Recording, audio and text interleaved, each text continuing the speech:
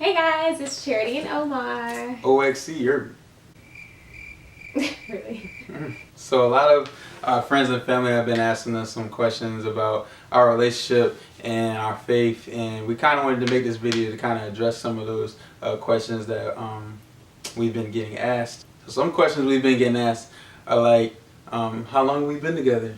And we're like 1 year and 3 months now. So then they're like, hey, are you guys like real Christians? And we're like, Real Christians, yeah. so then I guess that leads them into the question of asking us, so do you guys have sex? And we're like, so for this video we decided to put together some questions that we have been asked and we wanted to answer them for y'all. So the first one that we get a lot is, what is the difference between abstinence and celibacy? So my definition of abstinence is more so refraining from sex, but refraining for it with not really a real focus or a real goal behind not having sex. Like not necessarily waiting for marriage, but just not having sex, if that makes sense.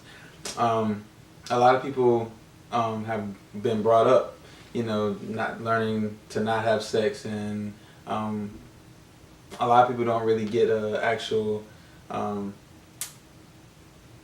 lesson behind that. They just do it because it's like, don't do it. So I think abstinence is just not having sex, just refraining from it. Good. And then on the other hand, we have celibacy, which is very similar to abstinence in regard to the fact that you are abstaining from sexual behavior in most cases until marriage. However, with celibacy, you're doing it for a different reason. A lot of people who are celibate say that they are celibate because of the roots they have in the Christian faith. And so I think that leads us to our next question, which is, why do we choose to be celibate, and what is the goal of being celibate? I was actually celibate before I met Omar, and it was strictly because of the relationship that I had with God. And if you guys want to look it up in the Bible, I believe it's referenced 1 Corinthians 7. It talks a little bit about why you're supposed to be celibate, and it actually shows where God says that you're supposed to adopt this lifestyle.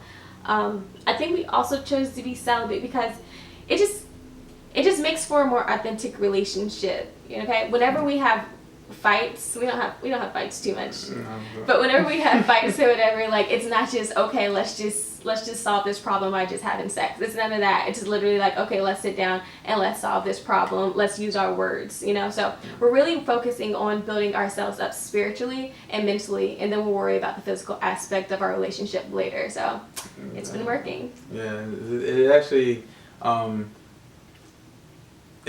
saves a lot of energy, a lot of fussing and fighting, like she said. And we really want to see what God has in store for us after marriage. You know what I mean? God rewards for sacrifice, and sex is a big sacrifice for a lot of people. I mean, it's natural. It's flesh. We're all flesh, so I mean, it's kind of a natural thing. But the fact that we can control ourselves and control our minds and control our bodies and really do this for God, like he respects that, and we will be rewarded in the end. So we really want to get the fulfillment of actually completing this thing the way it's supposed to be and for God. So another question that we get is celibacy a difficult process?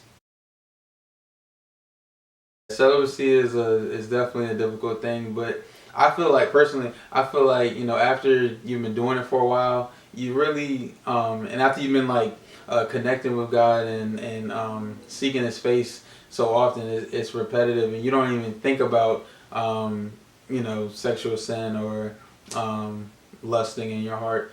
So yeah, I feel like it's definitely hard, but after you get used to living this lifestyle, it's natural. Yeah, and I have to piggyback off of what Omar is saying. like he was saying, whenever you're staying on your face, praying to God and just having that relationship with him and nurturing that relationship with him, you start to notice that the fruit of the Spirit start to just show up in your life. And one of the fruit of the Spirit is self-control. And so when you stay connected to the Father, he gives you that ability to have self-control in that area as well as other areas such as like your temperament. So that's one benefit of having a relationship with God. Oh yes, and I actually have to say, what you watch, what you listen to, the people who you choose to invite into your social environment, your social circle, they also play a huge role into if this process is difficult or not. Because if you're constantly watching, what is that, Being Mary Jane and stuff like that, like the shows like that promote sexual immorality, then yes, when the time comes when you and your boyfriend are just chilling and stuff, you're going to want to act on those things that you've nurtured your body with. So yeah, that's a huge part of the process. Mm-hmm. So next question, what do we use to help with this process? Take this, O.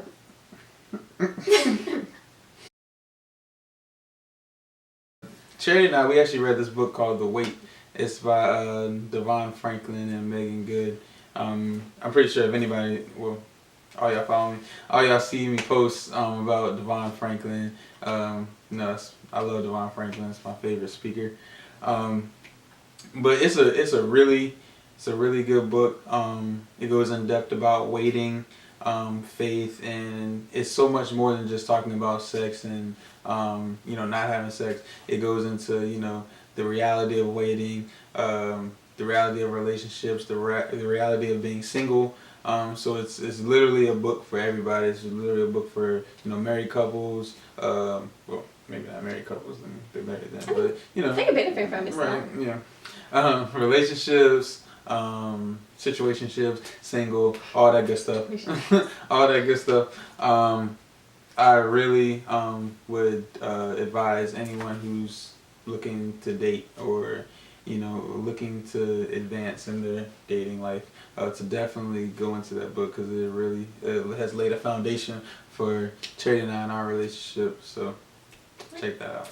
Perfect. Okay, so the question again, because I forgot it. What do we use to help with the process? No, I'm not trying to be funny. I forgot the question. It's not good. For us personally, we just had to be able to be honest with ourselves and just know how to identify our triggers. Okay, so for an example, if you know that you're not strong enough, sis, to be cuddled up with your man at 11 p.m. watching Netflix, then you shouldn't even go into that room. Okay. If you know a certain dress that you wear or his favorite perfume that you put on, causes him to act a certain type of way, then you should just refrain from doing those things, just to kind of help with the process, just to make things a little bit more smooth and you don't feel like you're constantly battling those feelings and those hormones, because let's be honest, we all have them. So that's definitely key. Okay, last question. Is it ever too late to choose to be celibate even if you and your partner have already engaged in sex?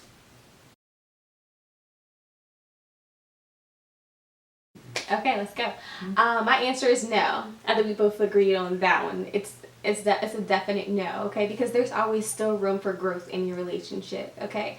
And the benefits that we talked to you guys about earlier, getting to know your partner on a different dimension, taking the physical aspect out and actually working through goals. And even, honestly, if I was trying to be celibate and Omar wasn't with it, I would know that he really didn't love me like I thought he loved me. And if he wanted to walk, then good for you. You're lost.